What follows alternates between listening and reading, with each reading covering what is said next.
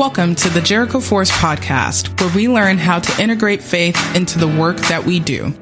Don't conform to the world's way of doing business. Transform by doing business God's way. Here's our host, my husband, author, speaker, teacher, encourager, and stewardship coach, Jason Davis. Hey, what's going on, everybody? My name is Jason Davis, aka Mr. Fortify, and welcome to another episode of the Jericho Force podcast. And here on the Jericho Force podcast, we talk about how we integrate faith into the work that we do, how we live out our faith in the marketplace.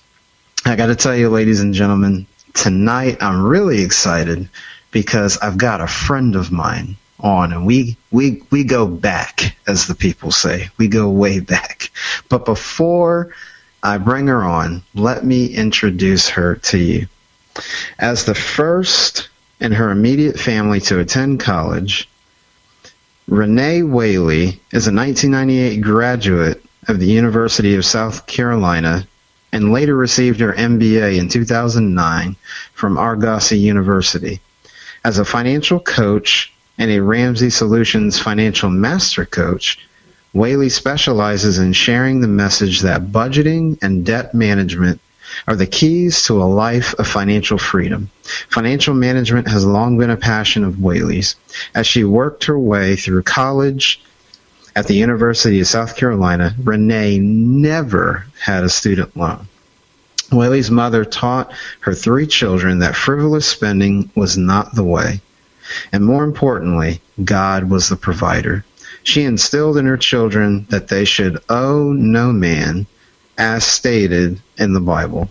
Whaley further emphasizes to her clients Proverbs 13:22, which states in part, "A good man leaves an inheritance to your children's children." Whaley found herself in $75,000 worth of debt, but in 3 years, y'all, paid off every penny of it. Shortly thereafter, Whaley did the unthinkable and paid off her mortgage at the age of 44. Come on now. Whaley has been happily married to Norman Whaley Jr., an art educator for the Atlanta public school system for 20 years. Norman and Renee are the parents to 2 boys, Judah and Jonah. Ladies and gentlemen, welcome Renee Whaley to the Jericho Force podcast. What is going on, Renee? Hey, Jason. Thank you so much for having me on tonight. Absolutely. I was looking forward to this one, Renee. I was too. This is really exciting for me. Like you said, we go way back, and just being on here and just sharing a message and my story, I'm just elated to be here tonight. Absolutely. Well, Renee, let's go ahead and get into it. Renee, as people hear what's written in your bio, we know that you didn't just all of the sudden get to where you are today. So give the listeners just a little bit of your professional background and what got you to this point. Professionally, I've been in the IT industry for now over 20 years. Started, I think doing help desk and moved on to desktop support from there into just managing a particular app and then managing that team and then moving over into some more agile roles. But as far as my financial coach piece, I have been running my business, which is Financial Fortitude, LLC, for about 5 or 6 years now. And I started that journey after I had really engaged in Ramsey's Financial Peace University course. And it just kind of lit a fire. And from there, I went on to really kind of dive deep into, trying to get rid of the debt that I had. Never liked it, but, I had it just like most everybody else. And so so now I'm here trying to share that message with others that, I'm not any spectacular being or had anything special, didn't have an inheritance or anything like that to happen to help me, propel me to where I am now. And I want others to know that they can do the same thing. Absolutely, Renee. When you're the type of person, when I hear you speak with conviction. So, folks, I don't know if you heard that in her voice. We're going to come back to some of that a little bit later. But, Renee, one of the things that comes to mind that I always love about people's professional background is, Renee, people work in all different kinds of industries. And so, having the analytical background that IT and technology brings, and then, as you stated, after you got exposed to some of the financial principles of Dave Ramsey and his 7 baby steps, and I share that with you because I'm also a Ramsey master financial coach. But talk about, Renee, how sometimes you might not understand how skill sets, passions, and gifts come together. So what would you say to somebody out in the marketplace that kind of like you, they have these different experiences and then they kind of start going in another direction? Talk to us a little bit about that, because some folks, Renee, they go, what in the world? How does IT meet finance? How does that happen? Right. Right. Yeah, so it's interesting. IT, like you said, is a area where you kind of have to be analytical. You have to be forward thinking. In IT, what happens if we don't do this? Will this system fail? Will this blow up? So you have to always think ahead. So I think that's how IT and my background as a financial coach kind of mixed, where I am I've always been forward thinking, right? So that, when I kind of got a little bit older, started thinking about building a family and all of that, I would always, wonder, what does my future look like? What will God have me to do? And so what I did is I just started kind of like number crunching, like from the moment I thought that I was going to have a kid, I started researching like daycare costs. I mean, this is years before I had a kid, but I knew eventually I would, right? So I would go out and start researching how much a daycare costs. And I remember I used to tell my friends, they used to be like, well, when are you and Norman going to have kids? And I used to say, when we have enough money saved to pay for a full year of daycare costs. And they were like, what? And I was like, yeah, because I'm always thinking ahead and I'm thinking forward. So with that, I'm the same way, or have been the same way with my finances. I can remember being straight out of college and saying, you know what, I want to make enough money where I don't have to work a full month in order to pay my rent. I want to have that money left over. So I used to split my rent like in half. Like if my rent was $600 a month, one pay period I would take $300. The next pay period I would take $300. So I'm always trying to figure those things out and analyze things. Even when Norm and I got married, I had a spreadsheet for all of the wedding costs, how much the dress was going to be, how much was how much were we going to pay the lady that was going to bake the cake and decorate the cake? How much were we going to pay everybody?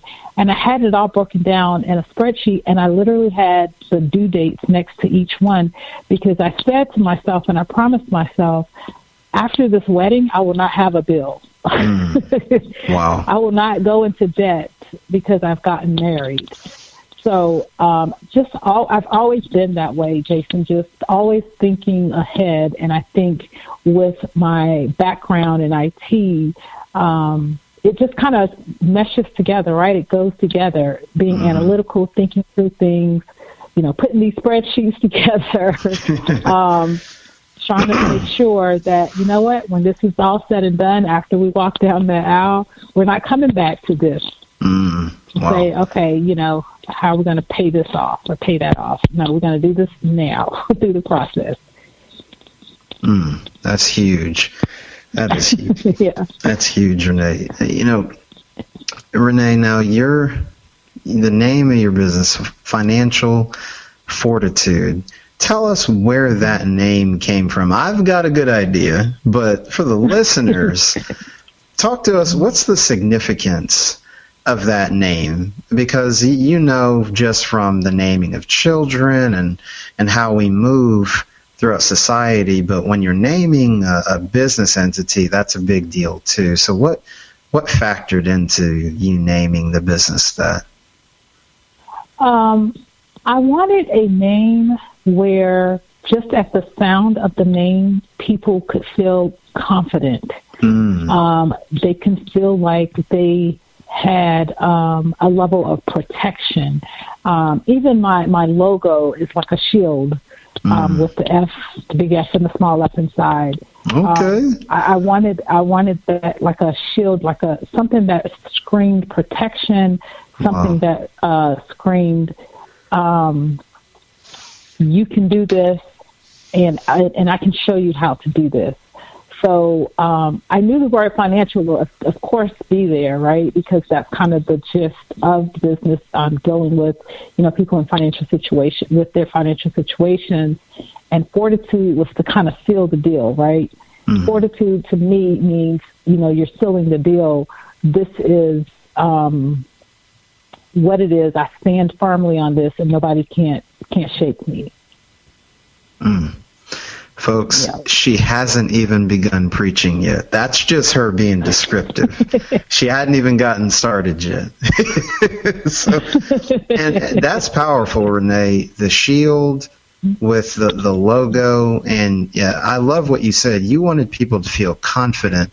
Because, Renee, honestly, you know the data like I do around a lot of the financial statistics out there. There's a lot of people unsure or not confident in what they're doing with their finances, or maybe they are confident, but they're going down a rabbit hole that maybe perhaps they shouldn't be going down.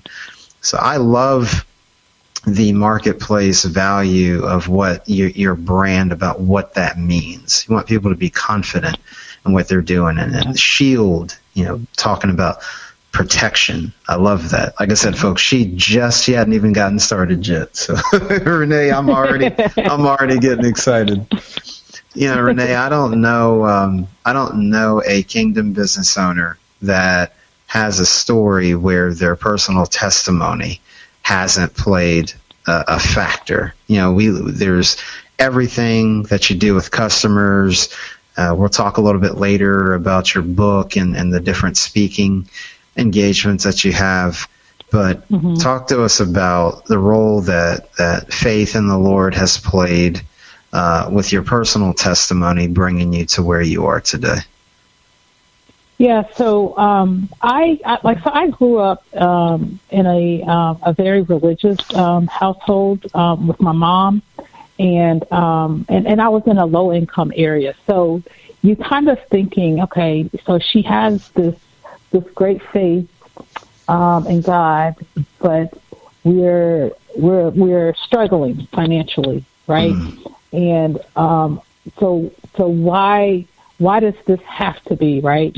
So you start thinking through this, and you come to the conclusion, like Mom always says, you don't question God, right? So you just like, okay, we can accept this. It's not like we're on the streets, right? We have some place to stay. Like, I've never encountered. Now, even though we lived very low income level, low income areas of Columbia. That's where I'm from, Columbia, South Carolina. Even though we lived in those areas, there was never a day that we slept without lights, without heat, without the things that we needed. So for me, it was just growing up in a religious household. When I say religious, where we were the kids that were at church every week, not just every Sunday, but every week, several times a week. Sundays was a long day. right? You started at Sunday school. 3-hour services, right, Renee? Yes. You started at Sunday school, then 11 o'clock service, and 3 o'clock service, and 7 o'clock, on the 5 o'clock service, and then 7 o'clock service. So we were at church like all day on Sunday. But as an adult, I can look back and I can appreciate that, because that kind of kept us grounded. But I attribute all of my accomplishments and my accolades to God. I attribute all of that to Him.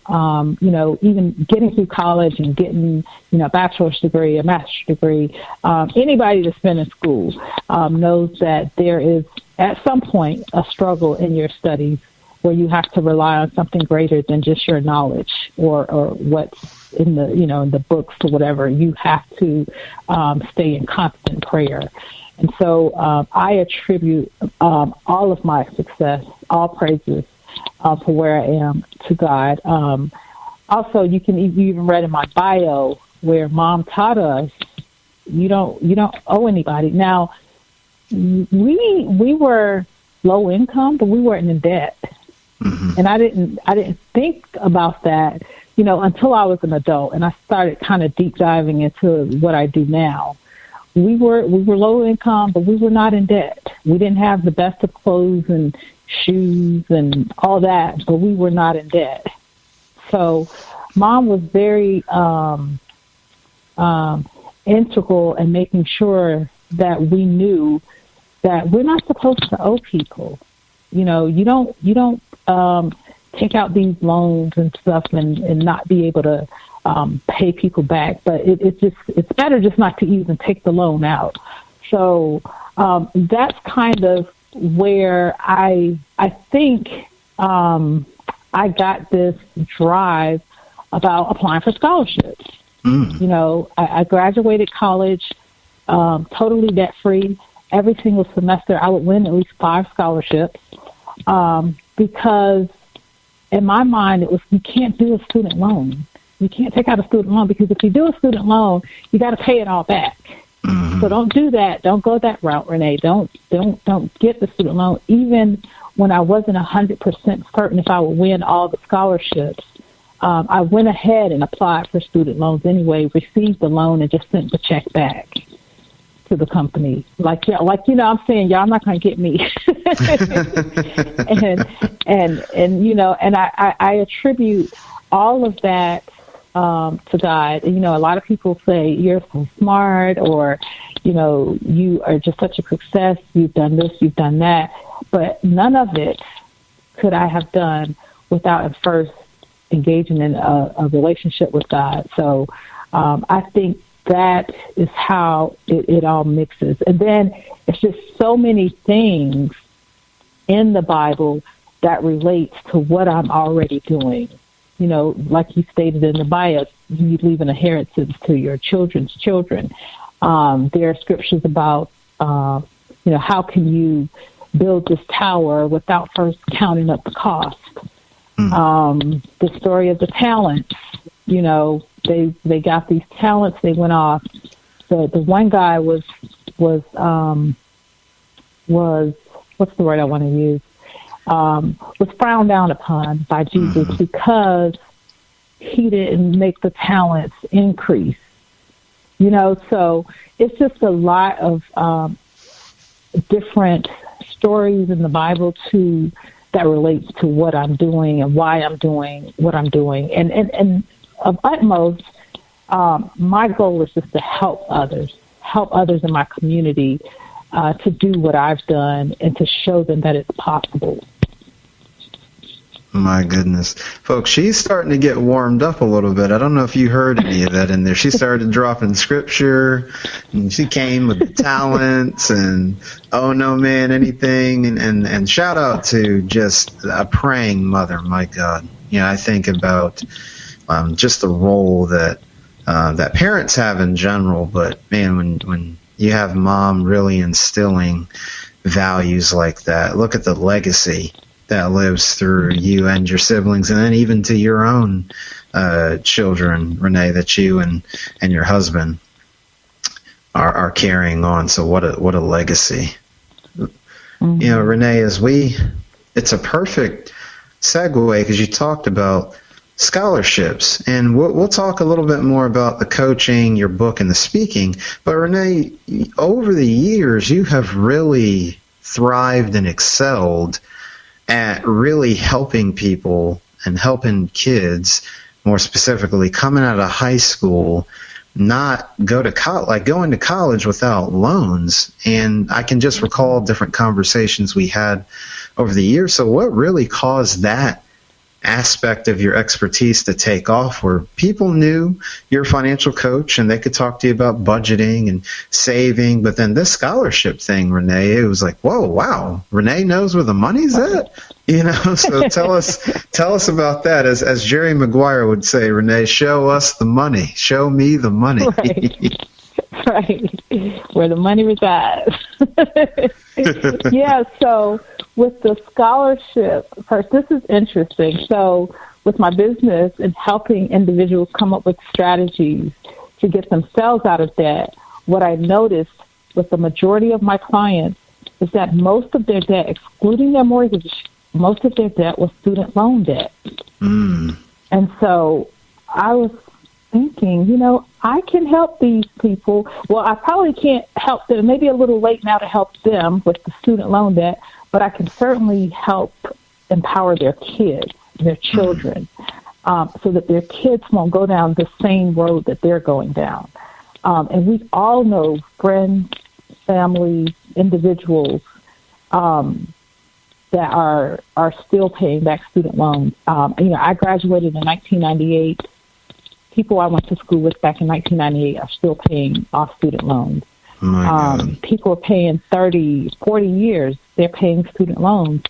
And I think it's because, well, let's say this. I know it's because someone has told them that student loan debt is quote-unquote good debt, right? Like, oh, this is a debt you can take on because you're doing something good. You're going to school. And I don't prescribe to that, you know, it's good debt versus bad debt because, you know, good debt, bad debt, you got to pay it all back, right? So I really don't get the mindset a lot of times of individuals that tell me, oh yeah, that's my good debt. Or even when I have clients that say, hey, I need you to help me get out of this debt, but I'm not worried about the student loan part. And I'm like, that's a debt too. Very interesting. You have to pay that back, and the government's not going to let up on you. You know, they'll follow you to their grave to try to get those funds back. So that's how I started that arm of my business, helping students find scholarships, because like I said, that's the only way I went to college. So not only was I thinking, oh yeah, I can help these students find scholarships so they can go to college debt-free, I had credibility because I was that student. Right. I was that student that went to college and graduated and had a zero balance when I was done. So I wanted to really start sharing that, not only that message, but just putting the time into helping these students to find scholarships as well. And while I'm on this subject of scholarships, you know, for those that are listening, it doesn't mean you got to have a 4.0 or a 3.0 to get scholarships. There's tons of scholarships out there that do not even take your GPA into consideration. They may want you to just be a leader, or Jason, there's scholarships for people with asthma, tall people, short people. I mean, there's literally like a scholarship for everything. I have a friend who unfortunately lost her son to an undetected heart defect, and she asked me once, could I share the information with others about the scholarship she created in her son's honor, because she said that she couldn't get anybody to apply for it. Wow. And it's like $3.6 billion with the B is left on the table in scholarships and grants. My God. because our kids are not applying for the money. They don't feel like writing the essay. They don't feel like going out here and doing the search. Well, I can kind of kickstart them and at least do the search and bring back the list of scholarships that they're eligible for and sift through all those sweepstakes and other things that are out there that are just out there trying to collect data and find actually legitimate scholarships that they can win and be granted funds to go to school. Renee, you said a few things that's very interesting. One, and I've seen this within my business too, as I'm coaching people because I have a financial component. It's interesting, credit card debt, auto loans get acknowledged, but then the student loan kind of goes on the back burner, and psychologically that's very interesting because I've seen the same thing as you with that. So I think that's a very important call out, that some people get caught up into the different kinds of debt, whereas it's like, hey, if you want to do the good bad thing classification wise, that's fine in either case. I like what you said. You have to pay it back. So instead of getting caught up in nuancing, just if you pay everything off, you can live a debt-free lifestyle. So I love how you touched on that. The other part, Renee, I think I almost shuddered when you said it. $3.6 billion that just is available, but we don't want to do the community service or write the essay. Right. My God, Renee, I think you've heard of this popular story. There was a young man, maybe, I don't know if it was 5-10 years ago. I think it was a single parent mother, and she couldn't pay for college for him. So his job, basically, from 9th to 12th grade, was filling out scholarship applications every single week. And I think by the end, he amassed, I think, about $1 million worth of scholarship money. And it's like, well, goodness, with that amount of grants or scholarships, you could, pending obviously application, but even if you went to an Ivy League, you'd still be good. So that just says a lot there. Yeah. And Jason, my son Judah, who is 13, 2 weeks ago we went to an induction ceremony for him where he was just inducted into a scholars program where he hasn't even touched foot in the high school setting yet. He's finishing out his middle school years, and he just won a $10,000 scholarship. My God. And it was just me literally on a scowl, on the prowl, looking, is there anything out here I know there's stuff out here from middle school students, found the scholarship. He never had to even write an essay. Wow. All he had to do was to get recommendation letters. My God.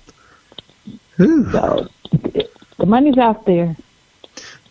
Goodness. So Renee, if listeners, they're hearing this, and then I'm sure there's a lot of eyes being open, and folks, we'll give Renee's contact information later because you definitely want to make sure you connect with her. You don't have to give away all the goodies, Renee, but if you're just trying to get started, maybe you're a parent out there and you're like, man, Renee, that sounds good. Like, where would I even, outside of just connecting with you, obviously, where would someone even look for some of these obscure grants and scholarships?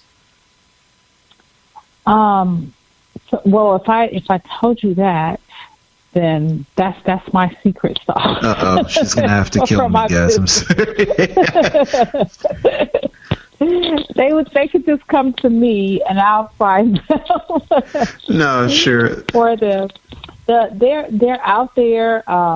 If you go out there and you look at the different websites and things like that, the only reason why, honestly, I say, I can do the search for you is because what you're going to find in your search is lots of sweepstakes and things like that. I know how to sift through that because I've been successful, right, in finding those scholarships, those legitimate scholarships for myself, for other clients, and for even my son, the example I just gave you for my son. So I just know how to tweak the search better where I'll get the information, and then I have certain databases that I use as well. But it's a part of my business, so I can't give away the secret sauce. No, I know, Renee. Actually, what you said was helpful, because I've actually seen that when you search for some of these scholarships and grants, sweepstakes come up, and isn't that interesting?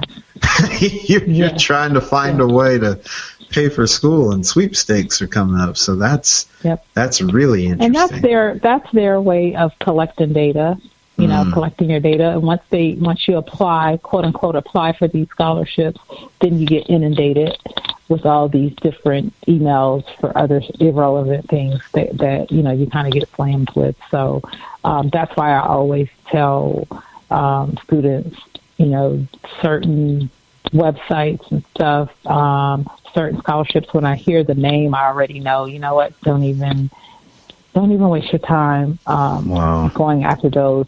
Here are some that are legitimate, that are tried and true. Wow, Renee, you're really dropping some gems tonight. As you're working with clients, Renee, I know you've got that extra carved out niche and expertise with scholarships and grants with kids going to college. What system, because Renee, you and I obviously know Dave Ramsey is, but as you've been coaching, what's kind of your thought process on advising people for how they handle and manage money?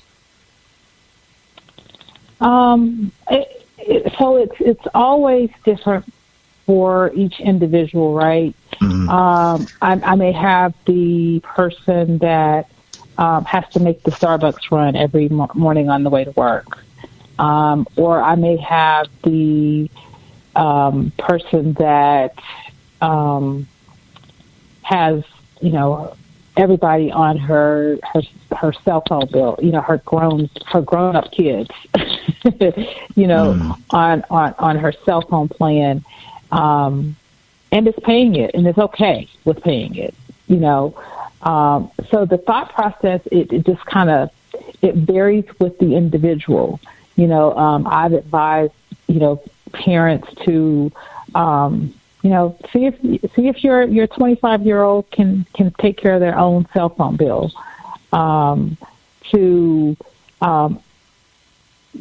You spent, $300 this month at Starbucks.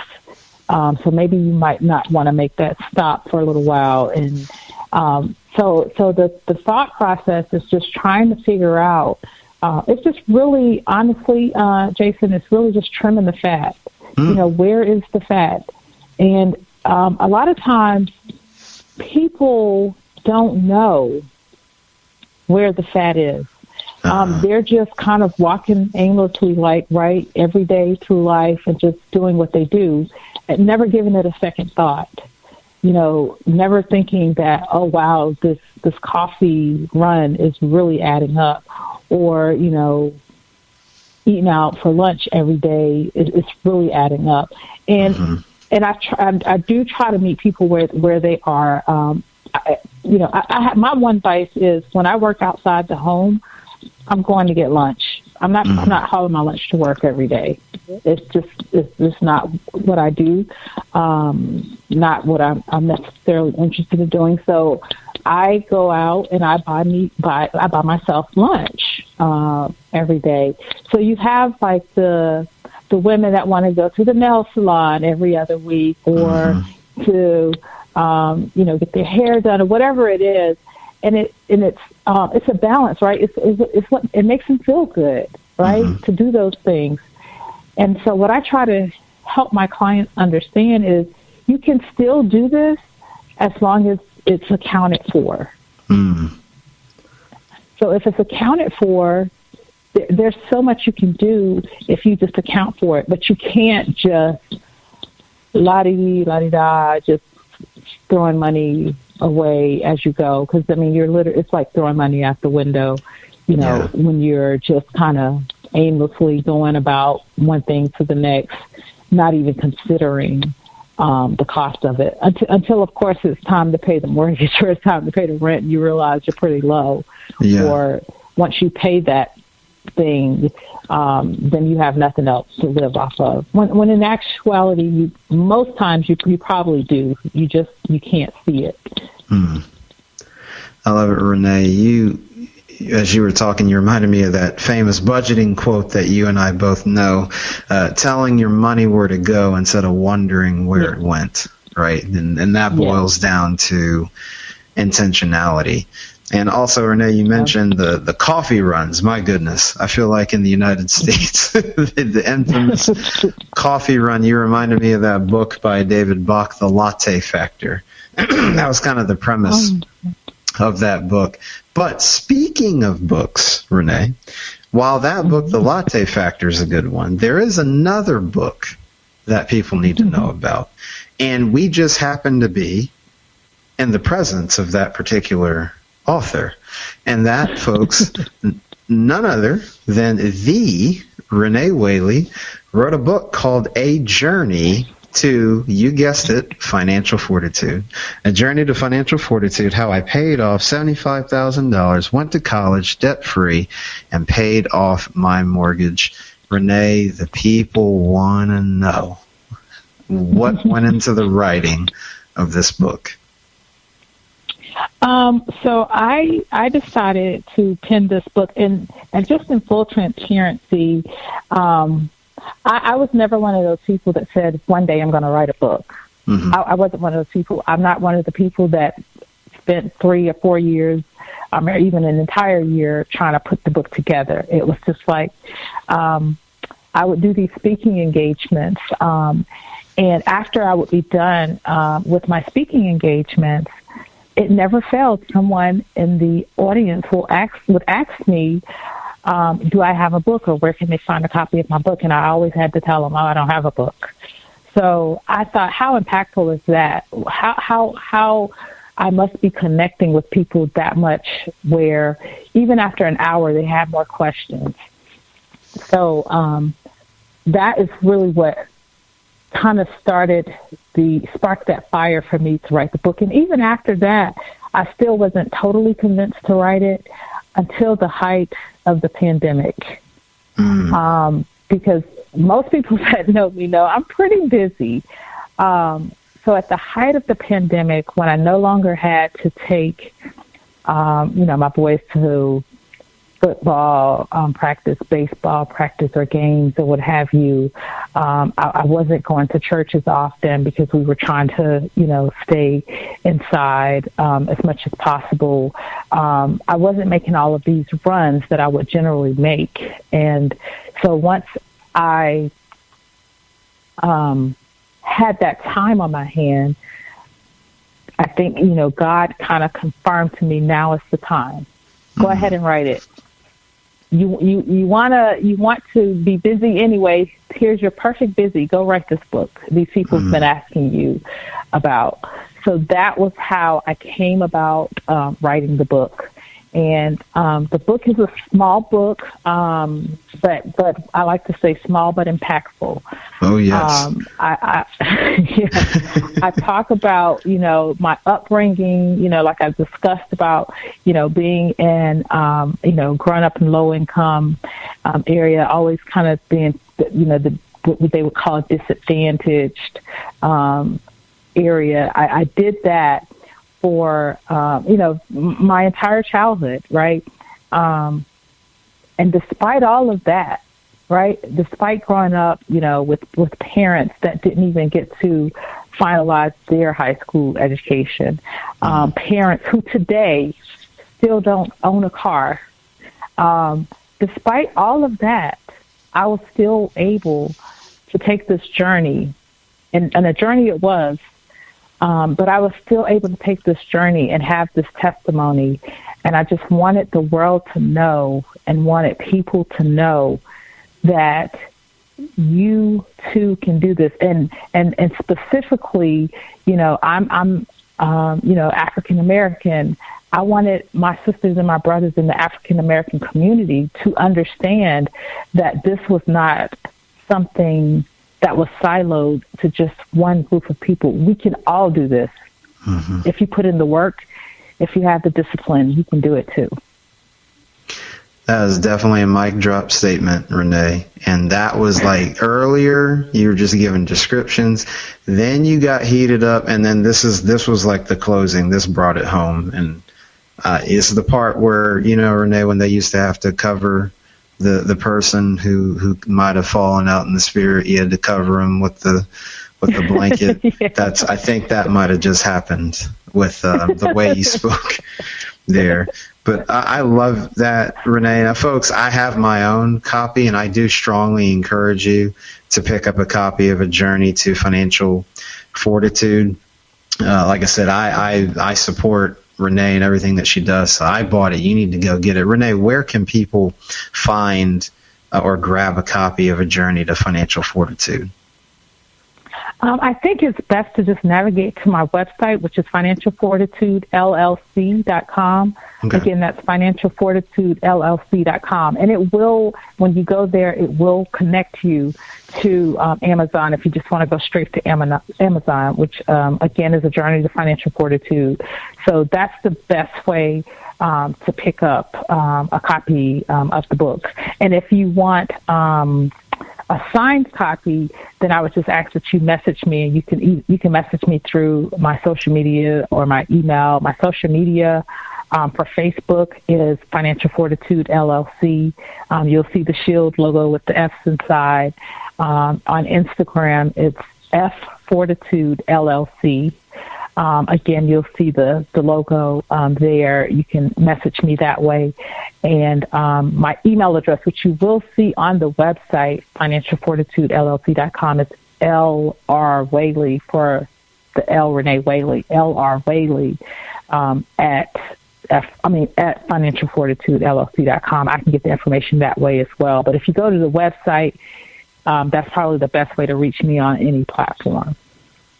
Outstanding. And folks, don't you worry. It'll be in the show notes too. So if you go to jerichoforce.com and look at the blog posts, which is how we do our show notes for every single guest that we have on, you can find all that info. So Renee, I know they were going, okay, Facebook and then Instagram and the website. Right. So the good news is whatever your platform of choice, if you're on Apple or Spotify or whatever, just hit that rewind button and you'll get to hear Renee's voice again. And then if you're in the kitchen or doing something with the kids, or if you're out and about in the car, don't worry about it. We got the show notes for you. We got you covered.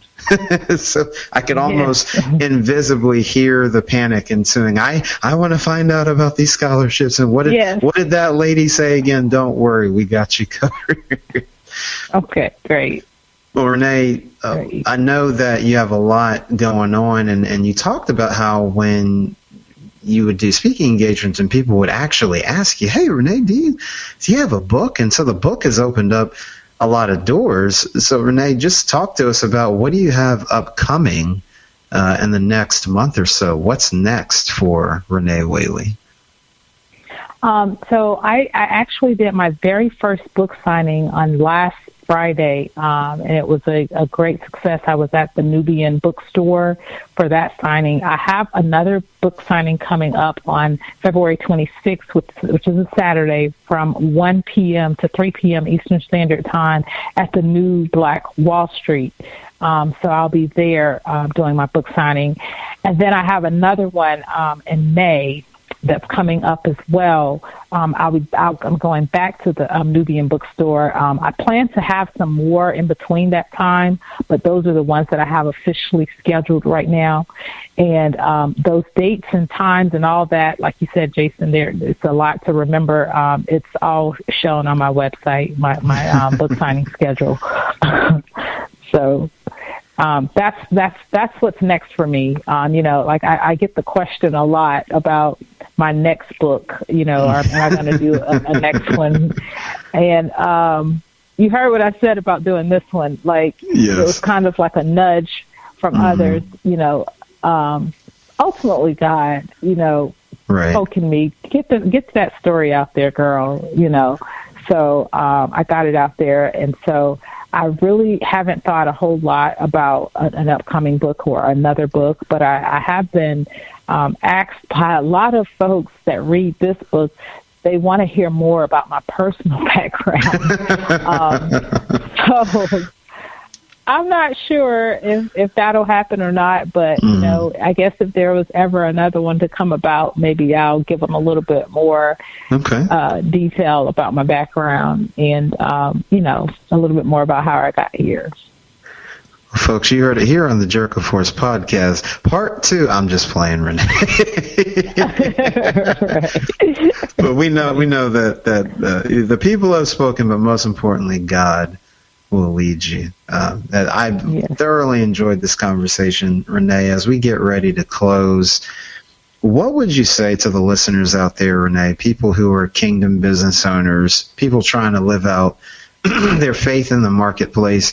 What's maybe just a small piece of advice as we close here? Because, as you know, Renee, we live in a broken and fractured world, and some people find difficulty in being able to integrate faith into the work that they do. So as you leave the listeners, what would your maybe one nugget be around that?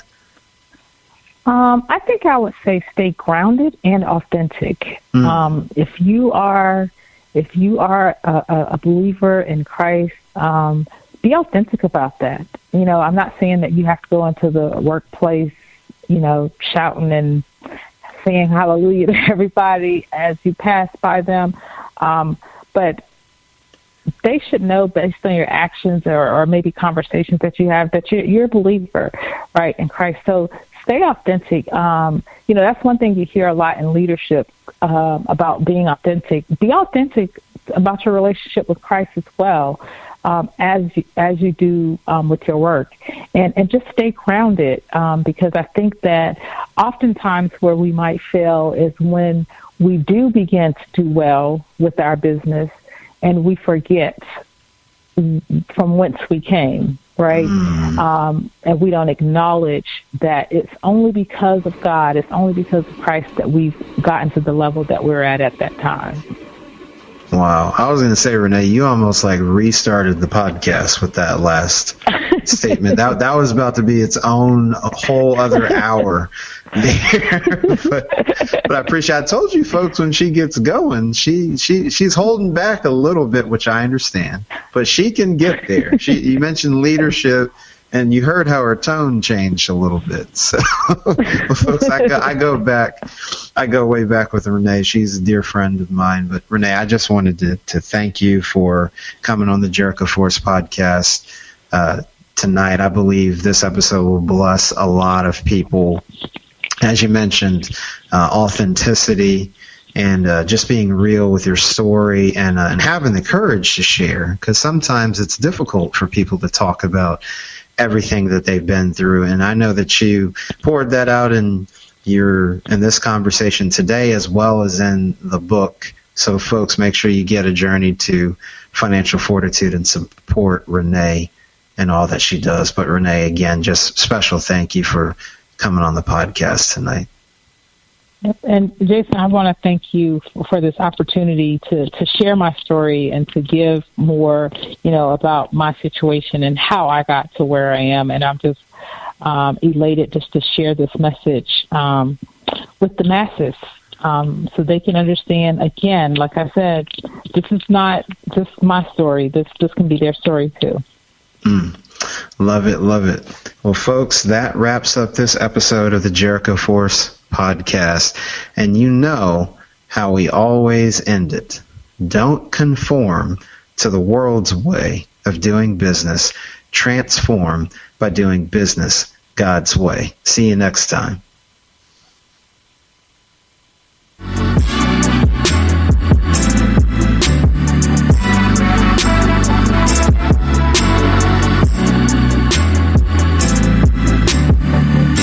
Thank you for listening to the Jericho Force podcast. You can catch us live on Wednesdays at 8:30 p.m. Eastern Time and on demand. Check out jerichoforce.com/podcast for more details. To learn how to live out your faith in the marketplace, grab a copy of Jason Davis's book, Fortify, Being Rooted in God's Plan for Work and Business, available on Amazon.